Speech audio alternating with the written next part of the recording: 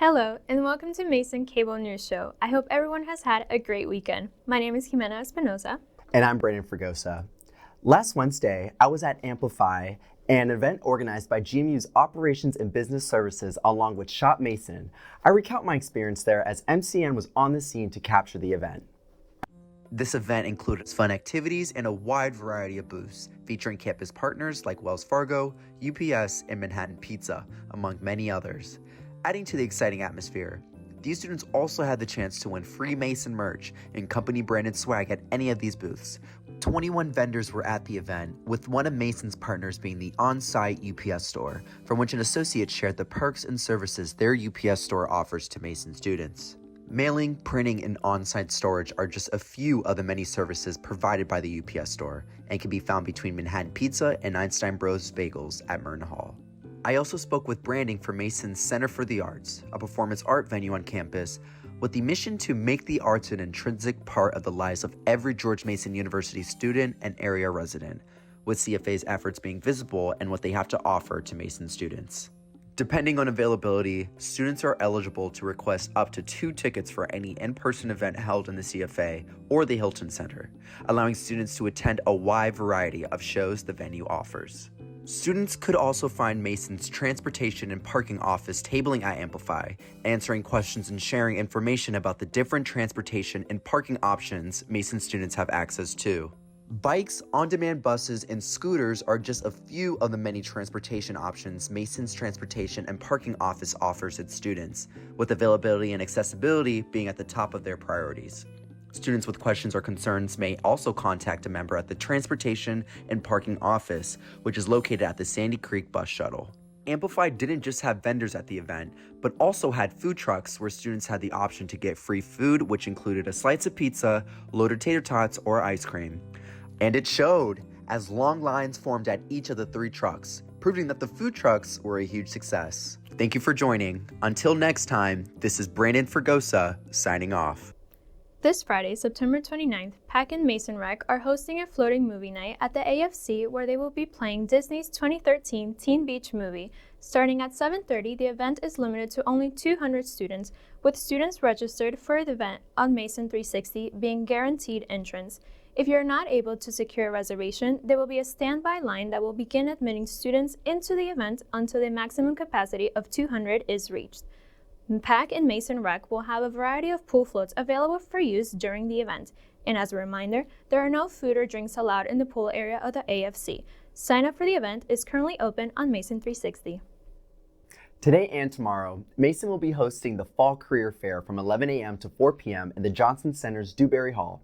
MCN was on the scene to get footage of the event. Stay tuned next week to see our package. The Student Culinary Council last Friday hosted its second meeting of the semester. Vegan and vegetarian cuisine was free to anyone who attended, as they were free to express any questions or concerns they had with Mason dining. Here we go.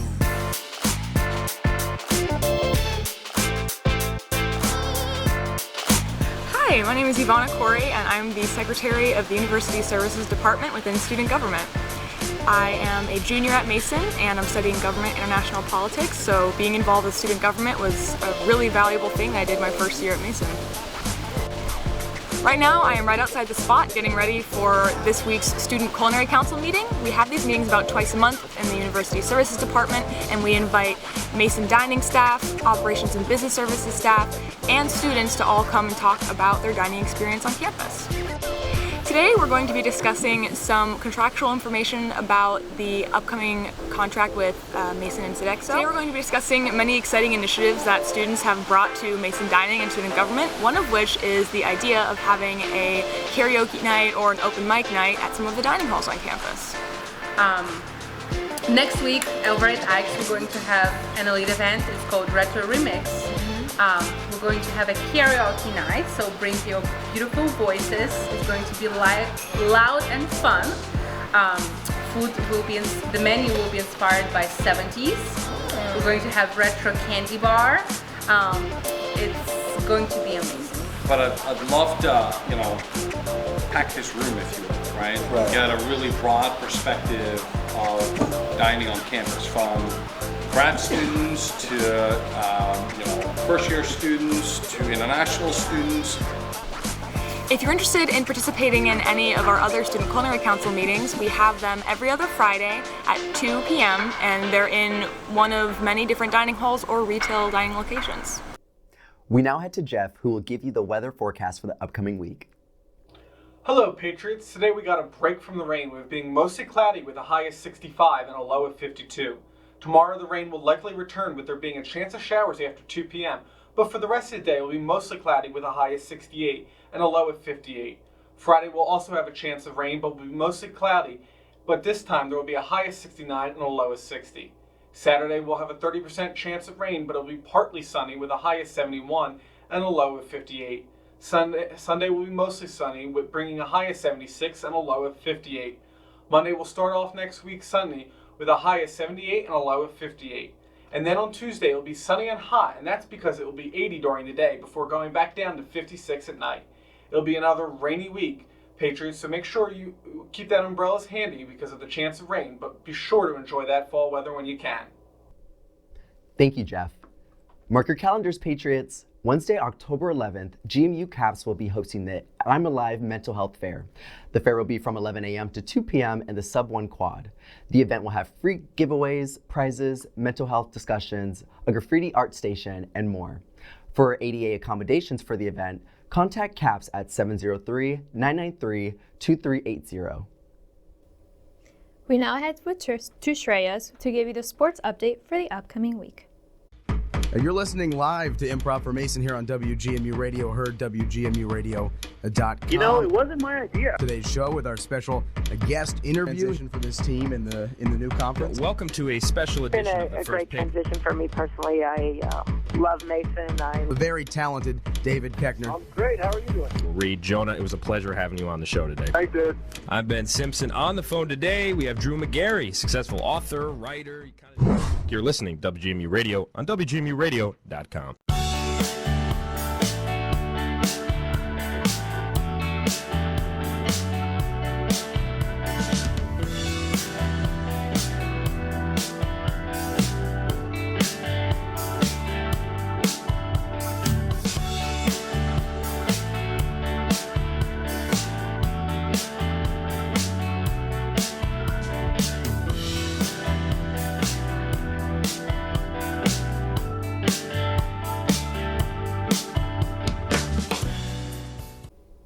Hello, welcome to the sports segment, where I give you a brief rundown on all things sports this week. Starting with women's soccer, we have some amazing news. On Thursday, the women's soccer team took their first win of the year against the University of Richmond Spiders. They beat Richmond 1-0, and we wish them congratulations for their first win of the season. Their first match against St. Joseph's University in Philadelphia on Sunday was postponed due to the recent weather, but make sure to catch them back in action against St. Louis University tomorrow at 7 p.m. here at Fairfax Stadium. On to men's soccer. The men's team spent Saturday in New York, where they suffered a 2-0 loss to St. Bonaventure University. This sets their record for the season at 1 win, 4 losses, and 2 ties. However, the Patriots hope to rebound against LaSalle University on road in Philadelphia, Pennsylvania this Saturday. The women's volleyball team spent Friday and Saturday in Kingston, Rhode Island, where they took 2 wins over the University of Rhode Island, both in 4 sets. This now puts the team's overall record at 6 wins and 8 losses for the year. They also currently sit third in the A10 division standings behind the University of Dayton and Davidson College. Their next match will be here at home against St. Louis University on Friday. The women's tennis team spent the weekend at the University of Maryland for the Bedford Cup. There, Ruju Chauhan, Maitri Rout, and Lakshya Motam won their respective flights, while Chenan Liu and Lauren Splett were runners-up. Emily Vert and Jenin Al-Asadi won their doubles flight against Loyola. Mason also won both the North and Northwest flights. The men's and women's swimming teams were at American University over the weekend for the Potomac Relay Invitational. There, the women's team placed in second and the men's team placed third against teams from American, Howard, Mount St. Mary's, and Georgetown. Going on to the MLB, on Friday, the Milwaukee Brewers and the Minnesota Twins both clinched their ticket to the postseasons, with the Twins also managing to win the AL Central Division. On Tuesday nights, the Philadelphia Phillies also joined the postseason race with a 10th inning walk-off victory against Pittsburgh. This postseason will also be the first since 2014 that neither teams from New York will be appearing in the postseason, with the Yankees and Mets both being eliminated from postseason contention this week. On the NFL, this week in the NFL saw some surprising victories. On Sunday, the Arizona Cardinals were able to defeat the Dallas Cowboys 28-16, shocking many football fans. Also on Sunday, the Miami Dolphins became only the third team in NFL history to record a score over 70, where they crushed the Denver Broncos 70-20. Monday night, football saw the matchup of two undefeated teams, the Tampa Bay Buccaneers and the Philadelphia Eagles. The Eagles came out on top, leaving the Miami Dolphins, San Francisco 49ers, and Philadelphia Eagles as the only undefeated teams going into Week 4. We now head to the Premier League first, where the highlight match of the week was the North London derby between Tottenham and Arsenal, which ended up as a 2-2 draw, cementing Ange Postecoglou's Spurs side as a genuine force this season. But the result of the weekend was Newcastle's 8-0 hammering of newly promoted Sheffield United, with all 8 goals being scored by 8 different players. In other leagues, we saw Barcelona stage an incredible comeback victory against Celta Vigo, being down 2-0 until the 80th minute and scoring all 3 goals in the last 10 to steal all 3 points. The weekend also saw the Madrid derby, where Real Madrid and Atletico Madrid, with Atleti coming out on top, causing Madrid to lose top spot on the table, and Barcelona now being the league leaders. Bayern also played this weekend, crushing Minus Bochum 7-0 to lead the Bundesliga on goal difference, as they currently sit with 13 points along with Leverkusen. And that's all. We'll go back to Brandon and Ximena.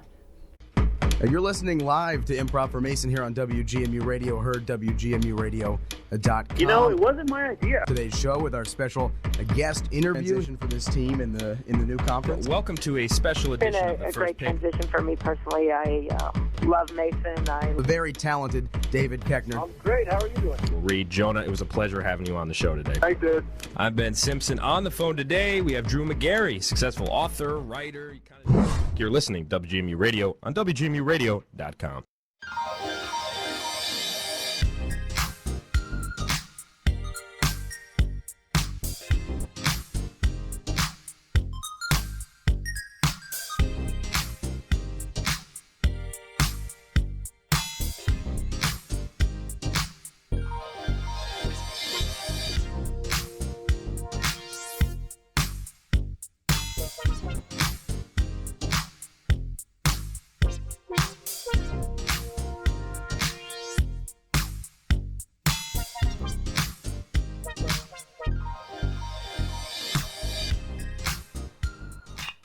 There's a one hit out towards right field. They'll wave the run home. Here comes the Ponte. Here comes the throw.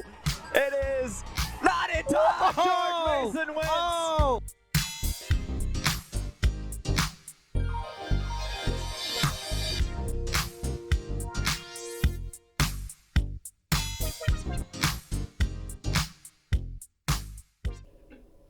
Thank you, Shreyas.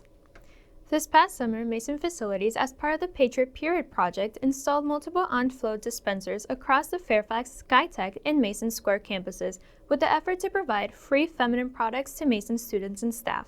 The project initially planned to only install a few dispensers on the Fairfax campus, but has expanded to 15 that are now spread across all 3 campuses. The Women's Soccer World Cup was held this past summer, with Spain winning their first World Cup in their history. Mason was also involved as the captain of our women's soccer team. Milan Pierre Jerome represented Haiti in their first ever World Cup. Next week, MCN will have the pleasure of sitting down with Milan to recount her experience of the momentous event. In the studio, we have Ethan Thomas. Ethan serves as the Undersecretary of Housing and Residence Life. He's here to tell you more about housing and residence life as part of this week's Student Government segment. I'm Ethan Thomas, and welcome to the Student Government segment. So like I said, my name's Ethan Thomas, and I am the Undersecretary for Housing Services and Residence Life here in Student Government. So that means that I work with the housing department we have here on campus. So they serve about 6,200 on-campus residents living here on the Fairfax campus in terms of undergraduates. We also have some graduates living here on the Fairfax campus, as well as on some of our other campuses around the state of Virginia. But mainly I'm working with our undergraduate population to make our on-campus experience for folks better. And there are a number of different ways in which we've been trying to do that. So we've got a couple of initiatives that we've been working on. Our probably most exciting initiative, especially for those of you on-campus students who are interested in advocacy, is our Residence Hall Association. That's our new on-campus association for this year. It kind of has 2 main goals. Number 1 is trying to get people to advocate for themselves within housing. So if there's something that you want to see the housing department do, if there's some issue that's going on, kind of giving you all the opportunity to express that directly to the housing department and be able to meet with some of those folks in order to solve some of those issues, as well as offer you all the opportunities to plan events. So we obviously have our great Patriot Activities Council that plans many great events, but RHA also will be planning events in some of our residence halls as well as our communities as well, just to kind of get people to have those opportunities to kind of plan some of those cool events for folks. I've also been working with housing on the Student Staff Voice. That's our advocacy group for our student staff population and making sure that they have the resources and the things that they need to do to be able to be the amazing staff members that keep us all happy, healthy, and safe here on campus. I've also been working with housing and the University Sustainability Office on the Green Residence Initiative. That's an initiative that's trying to get people more information on how to be renewable and how to be green in our residence halls here on campus, as well as hopefully trying to create a long-term partnership with housing in order to be able to kind of have them have that opportunity to roll some of those sustainability goals into the future. We're also working on an initiative to rename one of our residence halls. That initiative, we're looking hopefully to put out a survey soon about that, so definitely stay on the lookout for that in your email, as well as from your resident advisors if you live on campus to see some of that information. So that's really what I'm working on, and if you ever have any housing things that you want to work on, have any ideas or issues that you want to bring up, definitely feel free to reach out and let me know. As you might be able to tell, I'm a very extroverted person, enjoy chatting with people, so more than willing to come and help and hopefully work on the issues that y'all have with housing. So thank you all for joining us today, and hopefully see you soon in the next student government section. Y'all have a good one. Thank you, Ethan. So Ximena, a couple months ago, Snapchat released a new feature where it has an AI bot that chats with its users. What are your thoughts on this? Oh, let me tell you, it is very scary. How come? Let me tell you a quick story. Okay. Long story short, I decided to play with it not too long ago, and I took a picture of my computer screen. Right. And I was working on something, right? And so I get a notification like 3 seconds in, and he replies, "Oh, what are you working on today?"